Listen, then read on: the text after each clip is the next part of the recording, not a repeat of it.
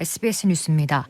코로나19 백신 접종 시작 이틀째였던 어제 전국에서 1,217명이 백신을 접종받았습니다. 질병관리청은 아스트라제네카 백신 917명, 화이자 백신 300명 등 모두 1,217명이 코로나19 백신을 맞았다고 밝혔습니다. 화이자 백신은 오늘도 코로나19 의료진을 대상으로 접종이 진행되고 있습니다. 오늘 접종 인원은 국립중앙의료원 의료진 등 200명 정도로 예상됩니다. 그제 국내에 들어온 화이자 백신은 코로나 환자 치료병원과 생활치료센터 의료진 및 종사자 5만 5천여 명이 접종 대상입니다. 초저온 상태의 보관이 필요한 화이자 백신은 당분간 중앙예방접종센터에서만 접종이 이뤄지고 다음 달 3일부터는 충청, 영남, 호남 등 권역별 접종센터에서도 진행될 예정입니다. 코로나19 신규 확진자가 어제 356명 나와 이틀 만에 다시 300명대로 내려왔습니다. 신규 확진자 가운데 해외 유입 환자 22명을 제외한 334명이 국내 발생 환자입니다. 서울 117명, 경기 139명을 포함해 수도권에서 269명 확진됐고 광주 14명을 포함해 비수도권에서 65명 나왔습니다. 코로나19로 8명이 또 숨져 누적 사망자는 1,595명으로 집계됐습니다.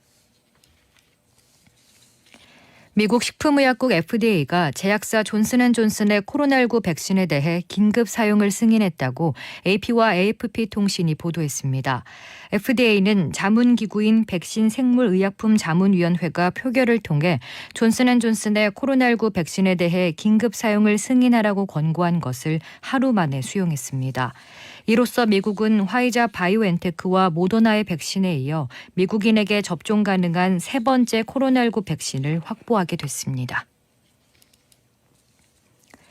4차 재난지원금과 그에 따른 추가 경정 예산안을 처리하기 위한 3월 임시국회가 모레 개회합니다. 더불어민주당은 코로나19가 길어지며 소상공인과 자영업자의 경제적 타격이 극심한 만큼 추가 경정 예산안 심사를 최대한 서둘러 오는 20일쯤 처리를 목표로 하고 있습니다. 재난지원금은 현재 19조 5천억 원 플러스 알파로 알려졌는데 국회 심의 과정에서 증액돼 20조 원가량까지 늘어날 가능성도 있습니다. 국민의힘도 코로나19로 인한 국민의 경제적 고충이 크다는 점은 공감하지만 추경 편성에는 비판적이어서 심사 과정에서 의견 충돌이 불가피할 것으로 보입니다. 지난해 세계 10대 수출 대국 가운데 중국을 제외한 모든 나라의 수출이 전년보다 감소했지만 우리나라는 감소폭이 두 번째로 작아 선방한 것으로 나타났습니다. 세계무역기구의 자료를 보면 우리나라의 지난해 상품 수출액은 5,120억 달러로 1년 전보다 5.5% 줄었지만 감소폭은 수출 10위권 국가 중 네덜란드에 이어 두 번째로 작았습니다. 이는 작년 하반기부터 반도체와 자동차 등 주력 품목을 중심으로 수출이 회복 흐름을 보인 데 따른 것으로 풀이됩니다.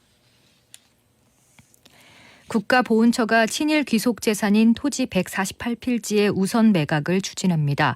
여의도 면적의 1.1배인 329만 5천 제곱미터로 공시지가 212억 원 상당의 규모입니다. 날씨입니다. 오늘은 전국이 대체로 흐린 가운데 제주도엔 약한 비가 내리겠습니다. 낮 동안 호남과 충청, 경상 서부에도 빗방울이 떨어지는 곳이 있겠습니다. 낮 최고 기온은 서울 14도, 대구 15도 등 전국이 11도에서 16도로 포근한 날씨를 보이겠습니다. 미세먼지는 전국이 보통에서 좋음 수준을 보이겠습니다. 내일은 새벽에 중부지방부터 비가 내리기 시작해 오전엔 호남과 경상 서부, 오후에는 전국으로 점차 확대되겠습니다. 서울의 현재 기온은 10도, 습도는 35%입니다. 주시은입니다. 뉴스를 마칩니다. SBS